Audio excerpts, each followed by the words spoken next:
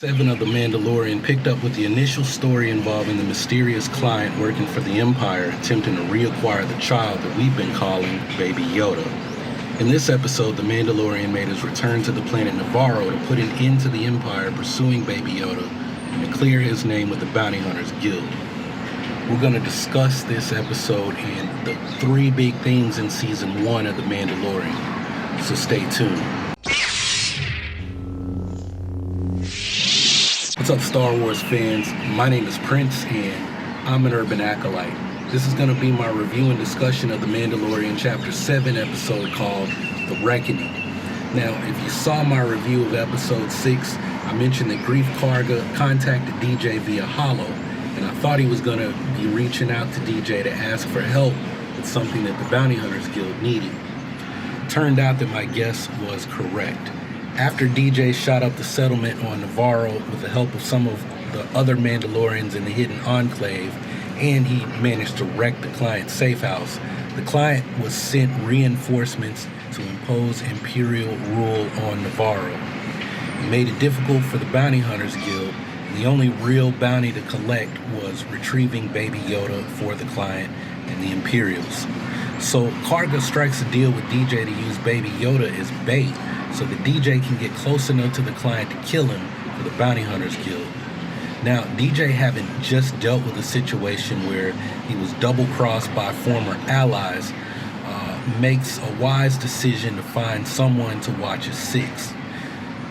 We see the return of Cara Dune as well as Quill, the very wise Ugnaught, along with his blurgs, and an ally that I was not expecting to see again, because Quill repaired and reprogrammed IG-11 into a service droid. Now, when the group makes their way to Navarro, the plan is very simple. Take Baby Yoda to see the client. When they reach his compound, kill him, and his 4 stormtrooper guards will scatter to the winds. Well, except this doesn't go the way someone was thinking. They are immediately attacked by some pterodactyl-looking creatures that take off with one of Quill's blurgs and one of Kragga's bounty hunters acting as his backup. Greef Kragga is also wounded by one of the creature's venomous claws. It's at this point where things change in the story. Baby Yoda demonstrates that he does have healing abilities through the Force, and he saves Greef Kragga's life. The next day, Kragga kills his 2 remaining guards, and he confesses that he was going to kill DJ and take Baby Yoda to the client himself. After witnessing a life-saving miracle, well, he couldn't hand Baby Yoda over to the Empire. Now, I wanted to highlight what led up to Kragga having a complete change of heart, but I'm not going to do a full rundown on everything that happened in the episode. I'm just going to say that there were a lot of surprises. DJ came up with a plan to take out the client, but when they reached his safe house, look, there were stormtroopers everywhere. When they finally got to the safe house and started the negotiations, well, death troopers came in and shot up everything, and then Moff Gideon showed up and confirmed that he is the person who's actually been seeking Baby Yoda. He appears to know exactly who Baby Yoda is, or at least that Baby Yoda may have possibly been a Jedi youngling. Now, this episode ends on a really sad note.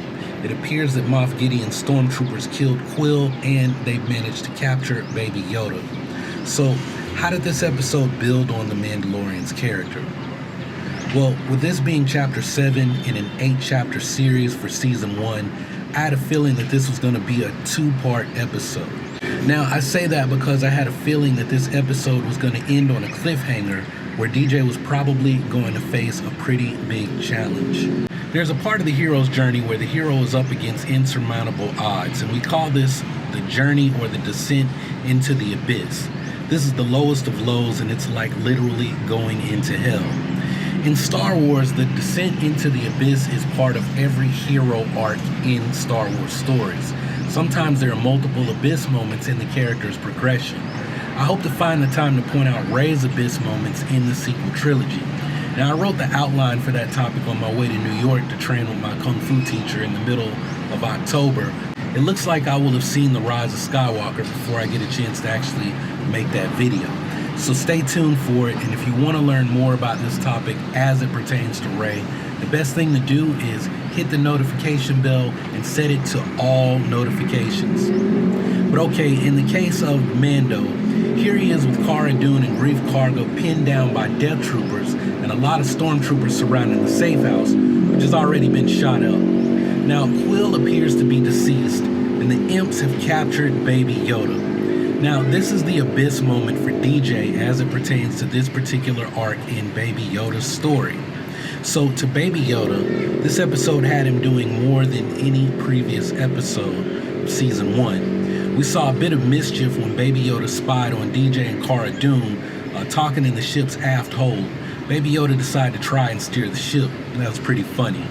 When DJ and Cara Dune were having the arm wrestling match, Baby Yoda force choked Cara Dune and he nearly killed her. Now, of course, there was the healing scene, and recall back to the second episode when it looked like Baby Yoda was trying to heal DJ's wounds from the big gunfight and the fight with the Trandoshan bounty hunters. So it is confirmed that the kid can heal wounds through the Force. Now, before people get too crazy about Baby Yoda's use of various Force abilities, I want to point out that you don't need training to use the Force, and children do not have any kind of Force alignment. So he's not a secret Sith or anything like that. He didn't get dark side points for using Force grip on Cara Dune. Star Wars is not a video game, so hush that mess. I want to point out that I thought it interesting that Baby Yoda has used the Force twice to protect DJ, and it makes me wonder what might happen when he gets to the safe house and he sees DJ pinned down by stormtroopers. But okay, let's talk about the bigger story and how everything connects here. So the story for Season 1 actually is focused around Baby Yoda. We're going into the finale, and every episode is pretty much dealt with finding and protecting this kid. I mean, even in DJ's little side adventures, they have brought that main story back into focus. Now, here we are heading into the finale, and there have been touch points to give small tidbits about Mandalorian culture and whatever happened with the Mandalorian Civil War. We have a little bit of information about the New Republic, but we don't get much on the state of galactic affairs.